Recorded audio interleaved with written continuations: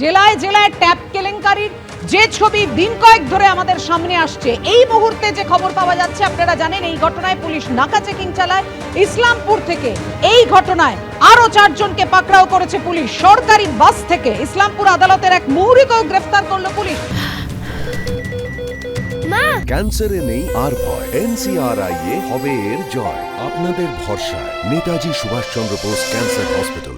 সুদীপ চক্রবর্তী আমাদের আরো বিশদে জানাবেন, ইসলামপুরে আদালতের এক মুহুরি গ্রেফতার হলো এই ট্যাপ কেলেঙ্কারিতে যুক্ত। কি অভিযোগ? দেখো, তোমাকে বলি, আজ বিকেলে কিন্তু ইসলামপুর থানার পুলিশ ও পূর্ব মেদিনীপুর থানার পুলিশ ইসলামপুর থানার সামনেই কিন্তু হঠাৎই নাকা চেকিং বসায় এবং শিলিগুড়ি থেকে মালদাগামী একটি সরকারি বাস, উত্তরবঙ্গ পরিবহনের একটি বাস তারা দাঁড় করে।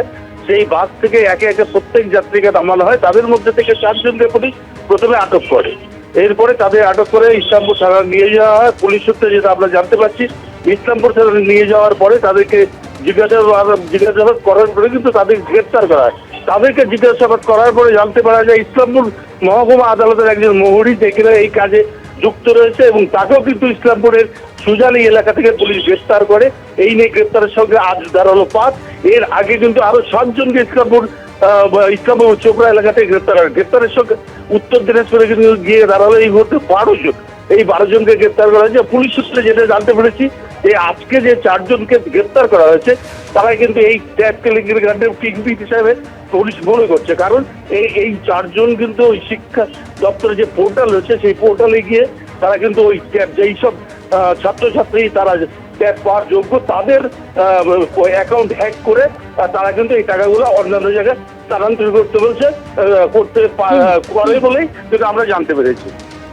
ধন্যবাদ সুদীপ। অর্থাৎ বুঝতেই পারছেন যে 4 জনকে পুলিশ গ্রেফতার করেছে তারা 4 জনই হচ্ছেন কিংপিন, একজন নয় 4 জন তারা কিংপিন। অর্থাৎ গোটা ট্যাপ প্রতারণা তারা পরিকল্পনা করে ঘটিয়েছে।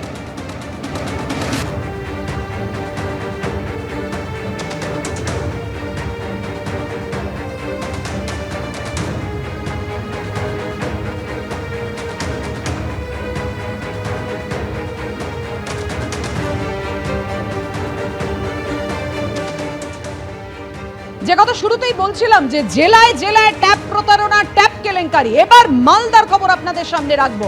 সেখানে ট্যাপ প্রতারণা কাণ্ডে, ট্যাপ কেলেঙ্কারিতে এবার পুলিশের জালে প্রাথমিক স্কুলের শিক্ষক।